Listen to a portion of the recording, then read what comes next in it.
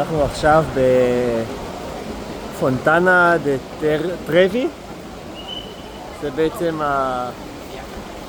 המזרקה המדוברת שהאגדה מספרת שמי שזורק מטבע ביד ימין, ביד כתף שמאל, יהיה לו את הזכות לחזור לרומא, אבל אתם לא מבינים כאילו.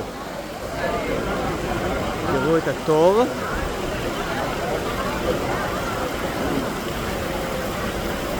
שאנשים עומדים כדי להיכנס בעצם למתחם. אז אני חושב שפשוט מה שאני אעשה,